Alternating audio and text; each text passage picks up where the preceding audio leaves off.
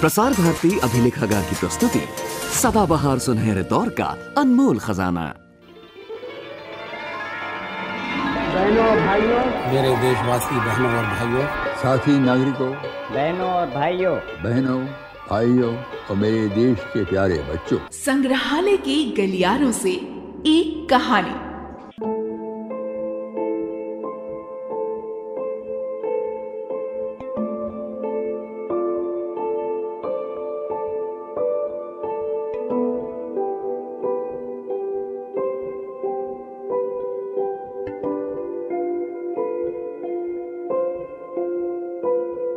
समाज की संरचना, उसका ताना बाना कुछ ऐसा है कि जितना प्रत्यक्ष दिखता है उससे कहीं अधिक अंतर्निहित होता है। ये विडंबना हर दौर में रही है। सब कुछ बदलता है, नहीं बदलता तो समाज का ये रूप, उसका ये चेहरा। आप भी तो समाज का ही अंग हैं। उसके नियमों को मानिए तो बधाई है, वरना इंसान का इंसान होना, मानवीय रहना अब तो बस दुहाई है। प्रतुल चितकबरे खरगोश को अपने दोनों हाथ में लेकर घर से निकला। वो काला नेकर, सफेद कमीज और किरमिच के सफेद जूते पहने था। बाहर कदम रखते ही उसने अपनी प्रफुल्लित दृष्टि चारों ओर घुमाई। कुछ दूर आगे बढ़ने पर तो उसको खूब मजा आने लगा। उसने 2-3 बार मुंह से सीटी की आवाजें निकाली और खरगोश की पीठ को सहलाकर टिंकू टिंकू पुकारा, और अंत में उसे नीचे जमीन पर रखकर तथा कंकड़ और ढेले बीन बीन कर किसी काल्पनिक प्रसिद्ध क्रिकेट खिलाड़ी के विरुद्ध जबरदस्त गेंदबाजी करने लगा।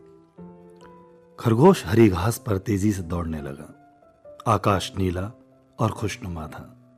लगभग 5 बजे थे और धूप भाग रही थी।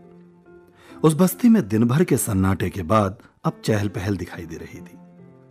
बच्चे स्कूलों से लौटने के बाद बाहर खेलकूद कर रहे थे और कुछ लोग स्कूटरों और साइकिलों पर दफ्तर से घर भी पहुंच गए थे। गृह पत्नियां चटक खुशनुमा साड़ियां पहनकर, जूड़ों को संवार कर तथा होठों पर लिपस्टिक लगाकर या तो बरामदों या लॉनों में चहलकदमी कर रही थी अथवा अपने ही दरवाजों के सामने खड़ी होकर पड़ोसिनों से बातचीत कर रही थी। प्रतुल ने कई काल्पनिक खिलाड़ियों को आउट करने के पश्चात खरगोश की तलाश में इधर उधर देखा। खरगोश कुछ दूरी पर स्थित एक झाड़ी के पास पहुंचकर ठिठक गया था और घास को सूंघ रहा था। प्रतुल छलांगे लगाकर सीटी बजाता हुआ उधर लपका। उसने खरगोश को दोनों हाथों से उठाते हुए पुचकारती हुई आवाज में कहा, टिंकू, बड़ा पाजी है यार तू। वो खरगोश को लेकर चल पड़ा। बस्ती बहुत बड़ी नहीं थी। वो उत्तर से दक्षिण लंबाई में फैली हुई थी और अभी नई नई बनी थी। वहां अधिकतर शिक्षित, प्रतिष्ठित एवं उच्च नौकरी पेशा लोग रहते थे। प्रोफेसर, अध्यापक, लेखक, पत्रकार, इंजीनियर, एडवोकेट, अकाउंटेंट, प्रकाशक, अन्य उच्च अधिकारी आदि। उनमें से लगभग हर व्यक्ति को अपने पर इस बात का गर्व था कि वास्तव में देश का कर्णधार वही है, पर जितनी प्रतिष्ठा एवं सम्मान उसको मिलना चाहिए वो उसको इस समाज में प्राप्त नहीं है। उनमें से लगभग हर व्यक्ति अच्छा खाता था, अच्छा पहनता था, आधुनिक फैशन में रहता था, बीवी के साथ सैर सपाटे करता था, अपने बच्चों को अंग्रेजी स्कूलों में पढ़ाता था और राष्ट्रीय भाषा हिंदी का प्रबल समर्थक था। हर व्यक्ति की राजनीतिक व सामाजिक समझ बहुत मौलिक एवं दूरदर्शिता पूर्ण थी और अपनी अपनी मौलिक योजना भी थी। इस प्रश्न पर तो उन सब में अद्भुत एकता थी कि सभी अपने बच्चों को शिक्षित, परम अनुशासन प्रिय, सभ्य, सुसंस्कृत, महान और डॉक्टर तथा इंजीनियर बनाना चाहते थे। प्रतुल की ख्याति उस बस्ती में अच्छी नहीं कही जा सकती। वो एक कॉलेज के साधारण प्राध्यापक का लड़का था जिसने बड़ी कठिनाई से यहां मकान बनवाया था और जो अनाधिकार चेष्टा है, ऐसा बहुतों का मत था। पढ़ने लिखने में वो बुरा नहीं था, पर खेलकूद में उसकी तबीयत जितनी लगती थी उतनी किसी चीज में नहीं। और खेलकूद भी कैसे? विचित्र फूल और तितलियों की तलाश में डगडग घूमना, लट्टू नचाना और गोलियां खेलना।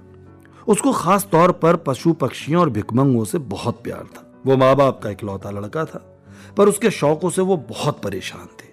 उसी के जिद करने पर घर में तोता मैना पाले गए थे, शीशे के जारों में रंगीन मछलियां पाली जा रही थी। पर सबसे बड़ी कठिनाई उस समय होती जब वो किसी लावारिस पिल्ले या बिल्ली के बच्चे को उठा लाता। वो दिन रात उन्हीं में व्यस्त रहने लगा। और एक बार वो सड़क के किनारे पड़े एक भिखमंगे को देखकर बड़ा दुखी हुआ, जो भूख और रोग से त्रस्त था। उसकी सारी दिलचस्पियां उस भिखमंगे में ही केंद्रित हो गई।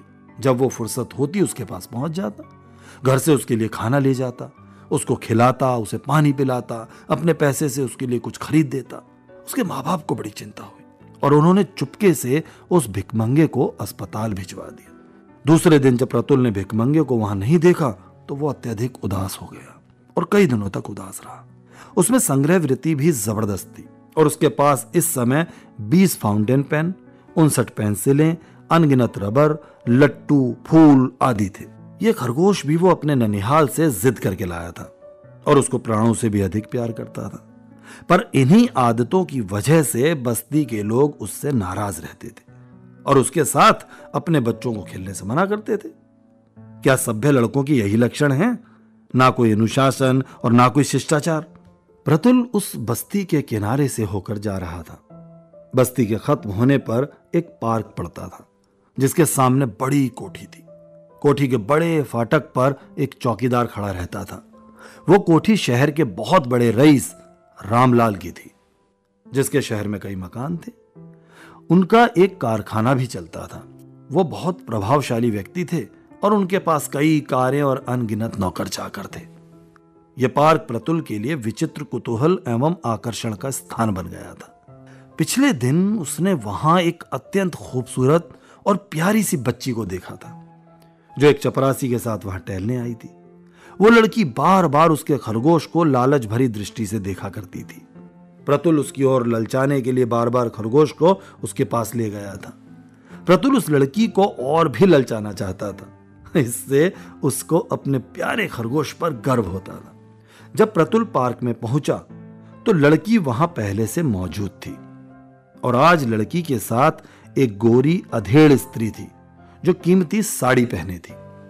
ये स्त्री रईस रामलाल की पत्नी थी और छोटी सी बच्ची उसकी पुत्री थी। स्त्री के हाथ में एक जंजीर बंधी थी जिससे एक छोटा सा झबरा कुत्ता बंधा था। विदेशी जाति का वो कुत्ता बड़ा प्यारा था, जिसको देखकर प्रतुल की आंखें चमकने लगी। ऐसा प्यारा कुत्ता तो उसने आज तक नहीं देखा था। कुत्ते के लिए उसका मन मचलने लगा।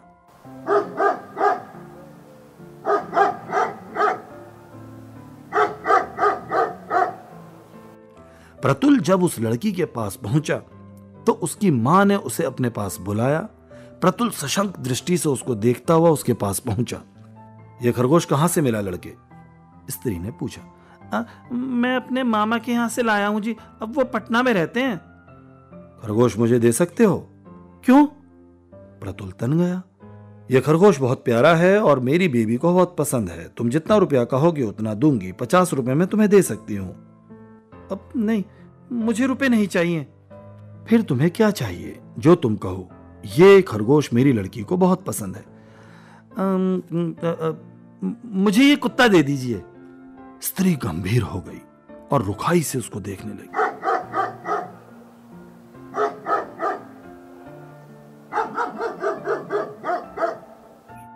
पर उसकी बेबी जिद करने लगी। मम्मी मम्मी दे दो ना, दे दो। वो स्त्री मुस्कुराने लगी और बोली, अच्छी बात है। यह कुत्ता विदेशी जाति का है और बड़ी मुश्किल से मिला है। इसकी कीमत भी काफी है, पर मेरी बच्ची को यह खरगोश बहुत पसंद है, इसलिए यह मुझे हर कीमत पर चाहिए। तुम खरगोश दे दो, कल मैं कुत्ता तुम्हारे यहां पहुंचा दूंगी। तुम अपना पता बता दो।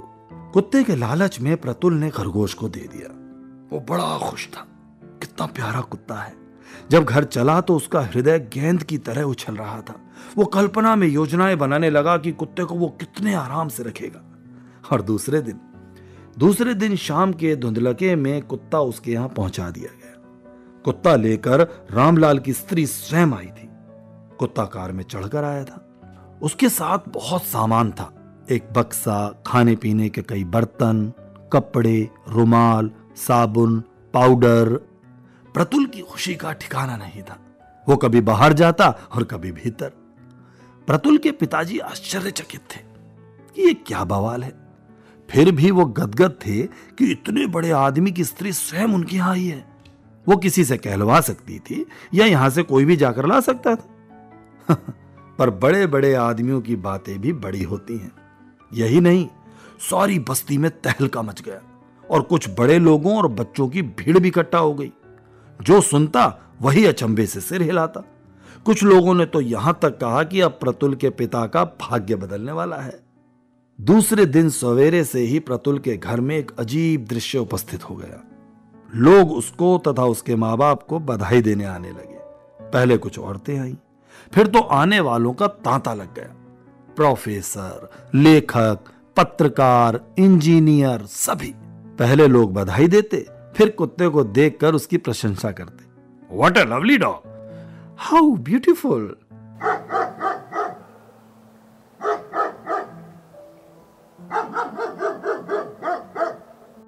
बधाई हो प्रतुल, कितना सुंदर कुत्ता है तुम्हारा। ये कुत्ता तो विदेशी है ना, बहुत प्यारा है।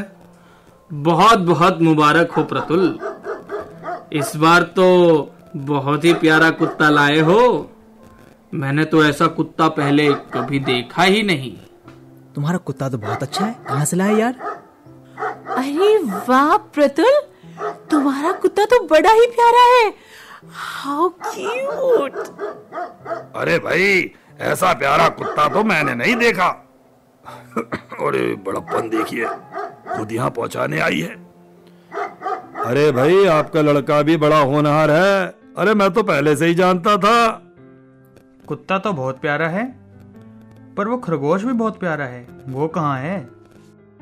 प्रतुल के पिता पागल की तरह उनको देखते और बेवकूफ की तरह बार बार सिर हिलाते। पर शाम को भी यही सिलसिला शुरू हुआ और देर रात तक चलता रहा। और प्रतुल एक कमरे में अकेले सिर लटकाकर बैठा था। उसकी आंखों से चमक गायब हो चुकी थी। कुत्ते के प्रति उसका सारा प्यार और उत्साह गायब हो चुका था और उसको कुत्ते पर गुस्सा आ रहा था।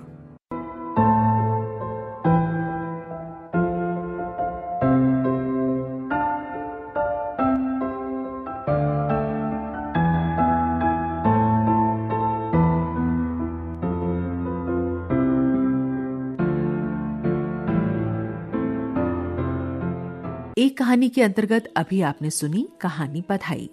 लेखक थे अमरकांत, वाचन था राजीव शर्मा का, कंपेयर थी तपस्या, कार्यक्रम सहायक उदयचंद शर्मा और निर्मात्री थी रंगोली श्रीवास्तव।